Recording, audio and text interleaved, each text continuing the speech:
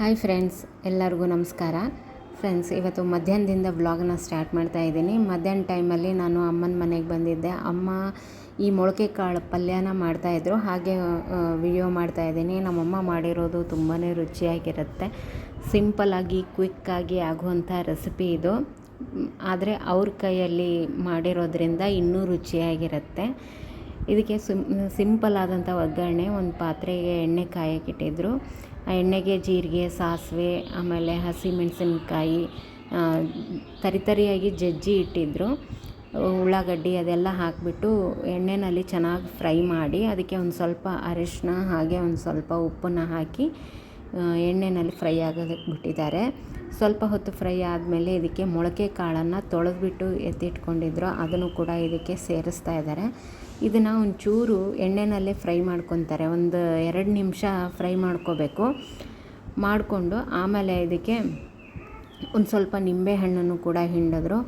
ಹಾಗೆ ಇದಕ್ಕೆ ರುಚಿಗೆ ತಕ್ಕಷ್ಟು ಸ್ವಲ್ಪ ಸಕ್ಕರೆ ಕೂಡ ಇದಕ್ಕೆ ಆ್ಯಡ್ ಮಾಡ್ತಾರೆ. ನಿಂಬೆಹಣ್ಣು ಹಾಕಿದಾಗ ಒಂಚೂರು ಸಕ್ಕರೆನ ಸೇರಿಸಿದ್ರೆ ರುಚಿ ಜಾಸ್ತಿ. ಅದಕ್ಕೋಸ್ಕರ ನಿಮಗೆ ಬೇಡ ಅನಿಸಿದ್ರೆ ನೀವು ಸ್ಕಿಪ್ ಮಾಡ್ಕೋಬೋದು. ಇದನ್ನೆಲ್ಲನೂ ಚೆನ್ನಾಗಿ ಒಂದು ಸ್ವಲ್ಪ 2 ನಿಮಿಷ ಫ್ರೈ ಮಾಡ್ಕೊಳ್ಳಿ. ಫ್ರೈ ಮಾಡಿಕೊಂಡು ಮುಚ್ಚಳನ ಮುಚ್ಚಿಬಿಟ್ಟು ಇಡಬೇಕು. ನಡುವೆ ಒಂದು ಸ್ವಲ್ಪ ತೆಗೆದುಬಿಟ್ಟು ಕೈ ಆಡಿಸ್ತಾ ಇರಬೇಕು, ಇಲ್ಲಾಂದರೆ ತಳ ಸಿದೋಗುತ್ತೆ. ಅದಕ್ಕೋಸ್ಕರ ಈ ಪಲ್ಯ ಒಣ ರೊಟ್ಟಿಗೆ, ಚಪಾತಿಗೆ, ಬಿಸಿ ರೊಟ್ಟಿಗೆ ಎಲ್ಲದಕ್ಕೂ ಒಳ್ಳೆ ಕಾಂಬಿನೇಷನ್ ಅಂತಲೇ ಹೇಳ್ಬೋದು. ಹಾಗೆ ಸಲಾಡ್ ಥರನೂ ನಾವು ಈ ಪಲ್ಯನ ಮಾತ್ರ ತಿನ್ಬೋದು, ಅಷ್ಟು ರುಚಿಯಾಗಿರುತ್ತೆ ಈ ಪಲ್ಯ.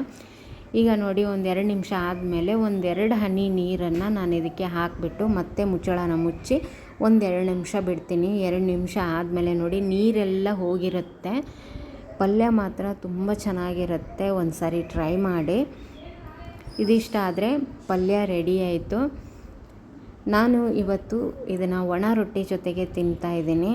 ಯಾಕಂದರೆ ಒಣ ರೊಟ್ಟಿಗೆ ಇದು ಒಳ್ಳೆ ಕಾಂಬಿನೇಷನ್ನು. ಒಣ ರೊಟ್ಟಿ, ಈ ಮೊಳಕೆ ಕಾಳು ಪಲ್ಯ, ಮೊಸರು, ಶೇಂಗಾ ಚಟ್ನಿ ಇದ್ದರೆ ಸ್ವರ್ಗನೇ ಅಂತ ಹೇಳ್ಬೋದು. ಅಷ್ಟು ಚೆನ್ನಾಗಿರುತ್ತೆ ಟೇಸ್ಟು.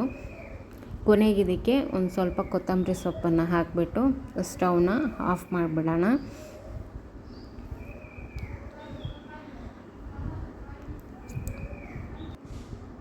ಹಾಗೆ ಇಲ್ಲಿ ಒಣ ರೊಟ್ಟಿ ತೊಗೊಂಡು ಬಂದಿದ್ವಿ. ಒಣ ರೊಟ್ಟಿನ ಸ್ವಲ್ಪ ಬಿಸಿ ಮಾಡಿ ಊಟ ಮಾಡಬೇಕು. ಅಂದರೆ ಒಣ ರೊಟ್ಟಿ ತುಂಬಾ ರುಚಿಯಾಗಿರುತ್ತೆ, ಖಡಕ್ಕಾಗಿರುತ್ತೆ. ಆಮೇಲೆ ಕ್ರಿಸ್ಪಿ ಥರ ಆಗುತ್ತೆ. ಇದು ಹಪ್ಪಳದ ಥರ ತುಂಬಾ ರುಚಿ ಅನಿಸುತ್ತೆ. ನಾವು ಹಾಗೆ ತಿನ್ನೋದಕ್ಕೂ ಈ ರೀತಿ ಒಲೆ ಮೇಲೆ ಸುಟ್ಕೊಂಡು ತಿನ್ನೋದಕ್ಕೂ ತುಂಬಾ ವ್ಯತ್ಯಾಸ ಆಗುತ್ತೆ. ನೀವೇನಾದರೂ ಒಣ ರೊಟ್ಟಿ ತಿಂತಾಯಿದ್ರೆ ಈ ರೀತಿಯಾಗಿ ಸುಟ್ಕೊಂಡು ತಿನ್ನಿ, ತುಂಬ ರುಚಿ. ಆಮೇಲೆ ಕ್ರಿಸ್ಪಿ, ಬಾಯಿಗೆ ಗಟ್ಟಿ ಅಂತ ಅನಿಸಲ್ಲ, ಹಗುರವಾಗಿರುತ್ತೆ ರೊಟ್ಟಿ. ಅದಕ್ಕೋಸ್ಕರ ನಾನು ಯಾವಾಗಲೂ ಇದೇ ರೀತಿಯಾಗಿ ಮಾಡಿಕೊಂಡು ತಿನ್ನೋದು. ನೀವು ಕೂಡ ಒಂದು ಸಾರಿ ಟ್ರೈ ಮಾಡಿ. ಇಷ್ಟ ಆದರೆ ಒಂದು ಕಮೆಂಟ್ ಕೂಡ ಮಾಡಿ ತಿಳಿಸಿ ನನಗೆ. ಒಣ ರೊಟ್ಟಿ ಎಲ್ಲ ಸುಟ್ಬಿಟ್ಟು ಪ್ಲೇಟನ್ನು ಹಚ್ತಾಯಿದ್ದೀನಿ. ಇವತ್ತು ನಮ್ಮಮ್ಮ ಏನೇನು ಅಡುಗೆ ಮಾಡಿದ್ದಾರೆ ಅಂತಲೂ ಕೂಡ ನಿಮಗೆ ತೋರಿಸ್ತೀನಿ, ನೋಡಿ. ಇವತ್ತು ಮೊಳಕೆ ಕಾಳು ಪಲ್ಯ, ಅದ್ರ ಜೊತೆಗೆ ಹಸಿ ಉಳ್ಳಾಗಡ್ಡಿ ಇಲ್ಲ ಅಂದರೆ ನಡೆಯೋದೇ ಇಲ್ಲ. ನಮ್ಮ ಉತ್ತರ ಕರ್ನಾಟಕದ ಅಡುಗೆಗಳಲ್ಲಿ ನಾವು ತಾಟ್ ಹಚ್ಚಿದ್ರೆ ಉಳ್ಳಾಗಡ್ಡಿ ಇರಲೇಬೇಕು. ಈ ಮೊಳಕೆ ಕಟ್ಟಿದ ಕಾಳಂತೂ ನೀವು ಒಂದು ಸಾರಿ ಟ್ರೈ ಮಾಡಿ. ಹಾಗೆ ಅದ್ರ ಜೊತೆಗೆ ಸ್ವಲ್ಪ ಮೊಸರು. ಒಣ ರೊಟ್ಟಿ ಜೊತೆಗೆ ಒಳ್ಳೆ ಕಾಂಬಿನೇಷನ್ ಅಂದರೆ ಈ ಮೊಸರು ಚಟ್ನಿ.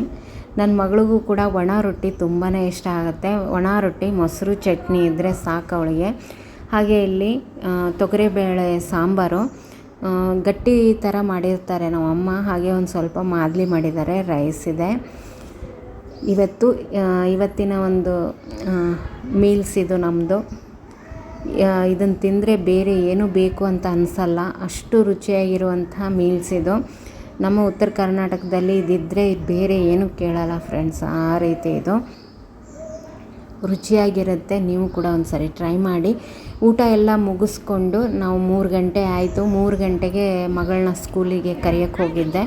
ಇವತ್ತು ಅವಳು ನನಗೂ ಕೂಡ ಬಾ ಅಂತ ಹೇಳಿದ್ಲು, ಹಾಗಾಗಿ ನಾನು ಕೂಡ ಹೋದೆ. ಸ್ಕೂಲೆಲ್ಲ ಮುಗಿಸ್ಕೊಂಡು ಬಂದಮೇಲೆ ಅವರು ಹೊರಗಡೆ ಆಟ ಆಡೋಕ್ಕಿದೆ ಮಕ್ಕಳಿಗೆ. ಸ್ಕೂಲೆಲ್ಲ ಮುಗಿದ ಮೇಲೆ ನಾವು ಕರ್ಕೊಂಡು ಬರಬೇಕಾದ್ರೆ ಈ ಜಾರುಬಂಡಿ ಆಡ್ತೀನಿ ಅಂತ ದಿನಾ ಜಾರುಬಂಡಿ ಆಡ್ತಾಳೆ ಅವಳು. ತುಂಬ ಖುಷಿಯಾಗುತ್ತೆ ಅವಳಿಗೆ ಜಾರುಬಂಡಿ ಆಡೋಕ್ಕೆ. ಹಾಗೆ ಇಲ್ಲಿ ಒಂದು ಹುಡುಗ ಇತ್ತು, ಅವನು ಗಾಲಿ ತೊಗೊಂಡು ಈ ಥರ ಆಡ್ತಾಯಿದ್ದ. ನಾವು ಸಣ್ಣವರಿದ್ದಾಗ ಆಟ ಆಡ್ತಾಯಿದ್ವಿ, ಒಂದು ಕೋಲ್ ಮಾಡ್ತಿದ್ವಿ, ಆ ಕೋಲಿಂದನೇ ಗಾಲಿನ ಓಡಿಸ್ಕೊಂಡು ಹೋಗ್ತಾಯಿದ್ವಿ. ತುಂಬ ಹಳೆಯ ನೆನಪುಗಳಿದೆಲ್ಲ. ಆ ಹುಡುಗನ ಗಾಲಿ ಆಡೋದನ್ನು ನೋಡಿ ತುಂಬಾ ಖುಷಿ ಆಯಿತು. ನಮ್ಮ ಸಿರಿ ಇಲ್ಲಿ ತನಕನೂ ಈ ಥರ ಗಾಲಿ ಆಡಿಲ್ಲ, ಬಟ್ ಅವಳಿಗೂ ಕೂಡ ಒಂದು ಕ್ಯೂರಿಯಾಸಿಟಿ ಇತ್ತು ಅದು ಹೇಗೆ ಆಡೋದು ಅಂತ. ಅವಳು ನಾನು ಎಲ್ಲರೂ ಆಟ ಆಡಿ ಬಂದ್ವಿ. ನಾವು ಸ್ಕೂಲಿಂದ ಬಂದು ಅವಳು ಫ್ರೆಶ್ ಅಪ್ ಎಲ್ಲ ಆಗಿಬಿಟ್ಟು ಸ್ವಲ್ಪ ಹೊತ್ತು ಆಟ ಆಡಿ ಈಗ ಹೋಮ್ವರ್ಕ್ ಮಾಡೋಕ್ಕೆ ಕೂತಿದ್ದಾಳೆ. ನೋಡಂಬರಿ ಹೆಂಗೆ ಬರಿತೀವಿ.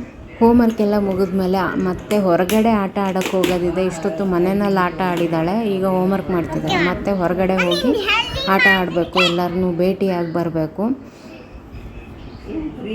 ಹೋಮ್ವರ್ಕು ಈಗ ಜಾಸ್ತಿ ಕೊಟ್ಟಿಲ್ಲ, ಅವರು ಸ್ವಲ್ಪನೇ ಕೊಟ್ಟಿದ್ದಾರೆ. ಈ ಕನ್ನಡ ಏನಿದೆಯಲ್ಲ ಅದನ್ನು ನಾನು ಬರೆಸ್ತಾ ಇದ್ದೀನಿ, ಅವರು ಮ್ಯಾಥ್ಸ್ ಮಾತ್ರ ಹೋಮ್ವರ್ಕ್ ಕೊಟ್ಟಿದ್ದು. ಇದಿಷ್ಟು ಆದಮೇಲೆ ಅವಳಿಗೆ ತಿನ್ನೋದಕ್ಕೆ ಅಂತ ಹೇಳಿ ಒಂದು ಸ್ವಲ್ಪ ಹೊರಗಡೆಯಿಂದ ತರಿಸಿದ್ದೆ ಇವತ್ತು ನಾನು ಮೋಮೋಸ್ ಮತ್ತು ಪಿಜ್ಜಾ.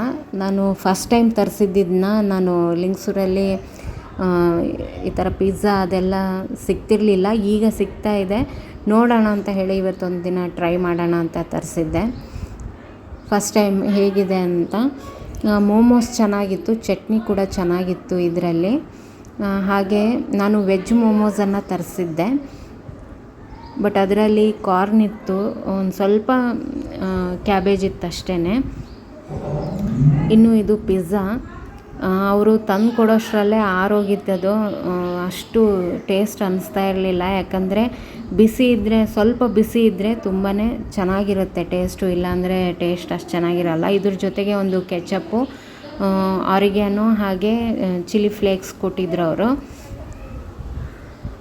ನಮ್ಮ ಲಿಂಗಸೂರಲ್ಲಿ ಇದು ಫಸ್ಟ್ ಟೈಮ್ ನಾನು ತರಿಸಿರೋದು.